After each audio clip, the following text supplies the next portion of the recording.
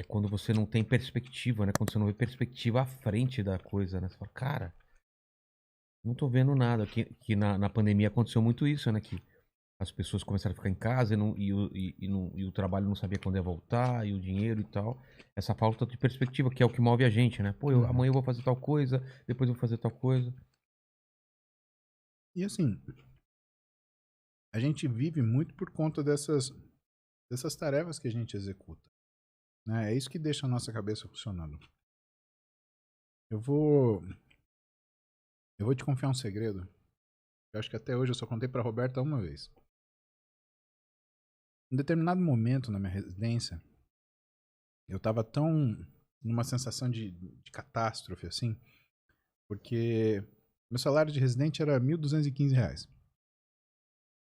E eu trabalhava 144 horas por semana. Você tem plantão. O R1, na minha época, você dava 180 plantões no ano. Ou seja, se você não tá de plantão hoje, amanhã você tá. Essa é a perspectiva. É uma noite na sua casa, uma noite no hospital. E tem que ser assim, porque, cara, médico tem que ser guerreiro, cara, tem que ser cascudo.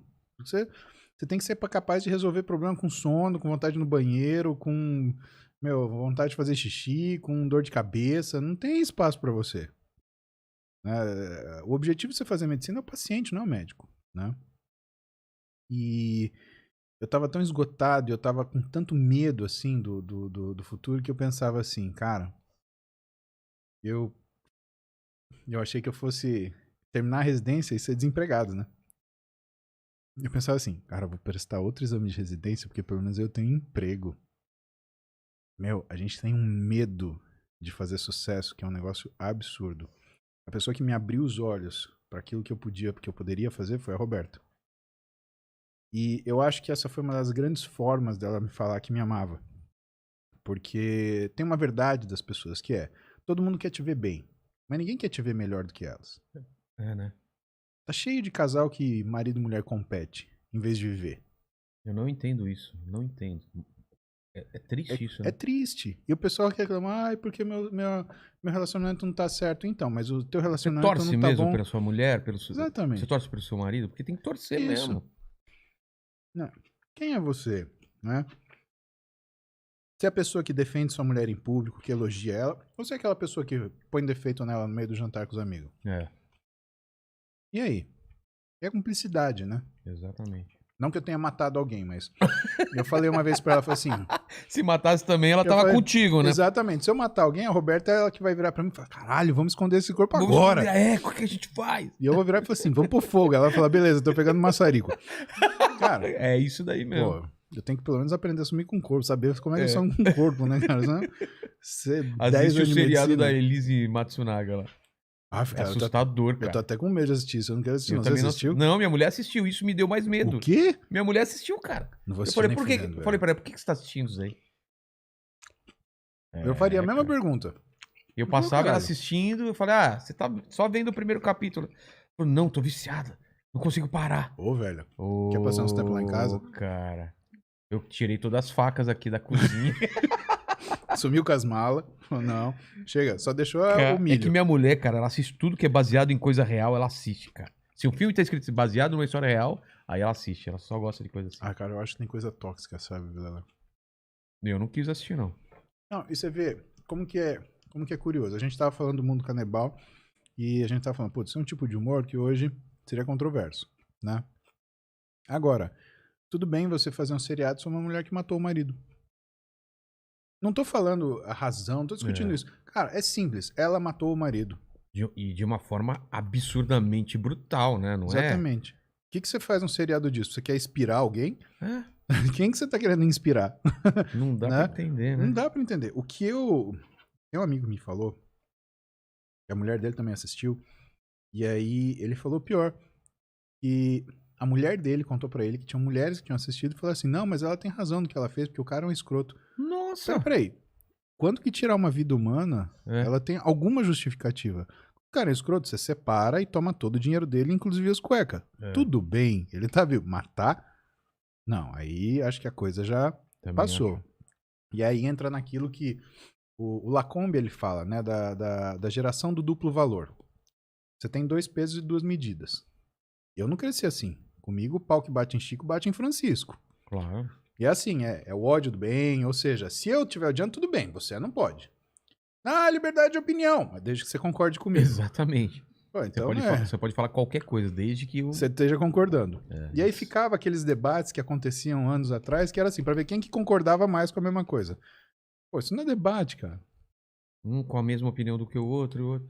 A gente tá perdendo a capacidade de conviver com o diferente, né, cara? Exatamente.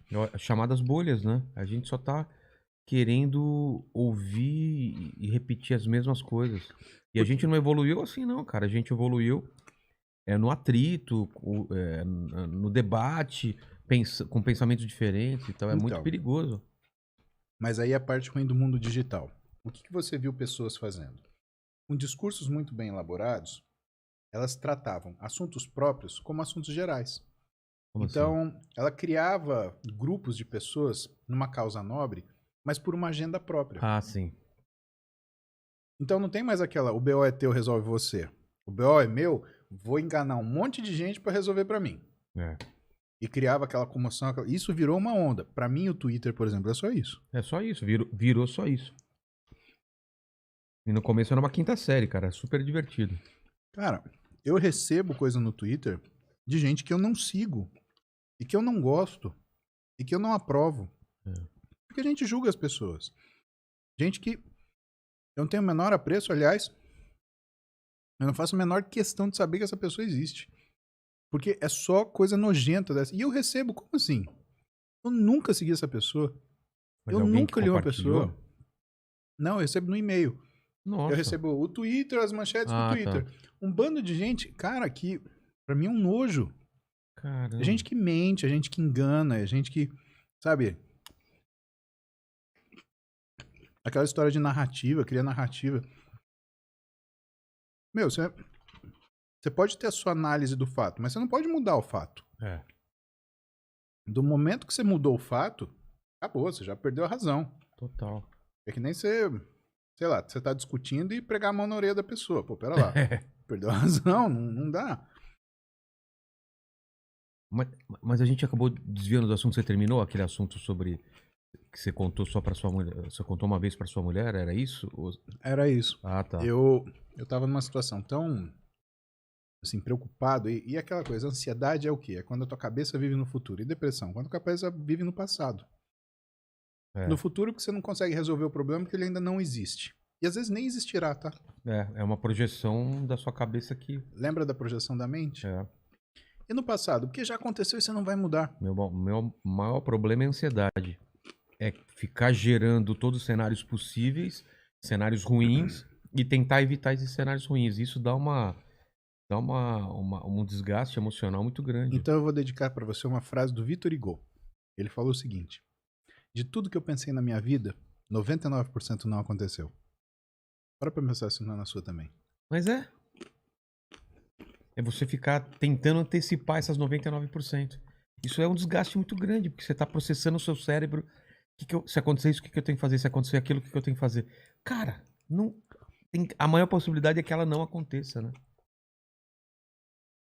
O psicólogo que é neurocientista e é patrono da Interligas Psicologia é o Wesley Delanogari. É um cara competentíssimo. E a gente estava conversando outro dia e a gente estava falando sobre a catastrofização das nossas imaginações. Sempre que acontece um problema, você já imagina que aquilo... Por exemplo, chutei o dedinho o sofá da sala. Tá. Cara, quebrei o dedo. Puta, quebrei o dedo, tem medula óssea no dedo. Se tem medula óssea, sai gordura. Cara, se tem gordura, essa gordura vai extravasar. Se essa gordura extravasar, ela vai entrar na corrente sanguínea. Se entrar na corrente sanguínea, vai ter um AVC. Mas eu posso ter um infarto também. Será que eu vou ter um AVC ou um infarto? Se eu tiver um infarto primeiro, ainda dá tempo de eu chamar a ambulância. Mas se eu tiver um AVC, pode ser que eu paralise de um lado e não consiga correr pra ninguém. Se eu tiver os dois ao mesmo tempo, cara, talvez eu não consiga gritar ajuda. Mas eu vou fazer o seguinte, já que eu acabei de chutar o dedinho, eu já vou ficar perto do telefone. Aliás, eu já vou discar. Se eu sentir alguma coisa estranha, eu vou ligar.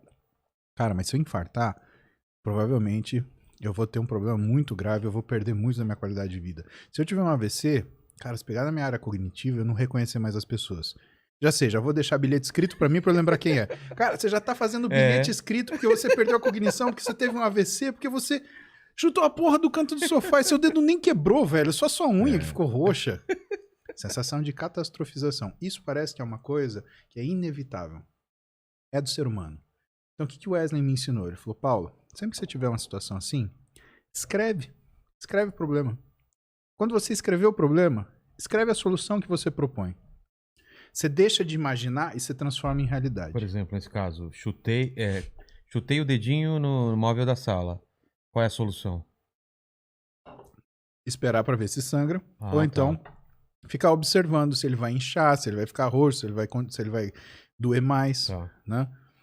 Mas isso a gente fala nas coisas do dia. Por exemplo, fiz alguma coisa, meu chefe não gostou, ele vai me despedir. Tá, escreve o que você fez. Uma coisa é você pensar o que você fez. A outra coisa é você ler escrito. É como se você trouxesse a realidade e tornasse aquilo um problema. Como você transformou num problema, você trata da solução. Escreva a solução. Veja se aquilo é razoável. Isso, nesse momento, vai te acalmar. Vai vir outro problema. Escreve também. Você vai escrever a solução. Você vai ajustar. Dessa forma, você tira a ruminação desse problema. Ele para de circular na sua cabeça.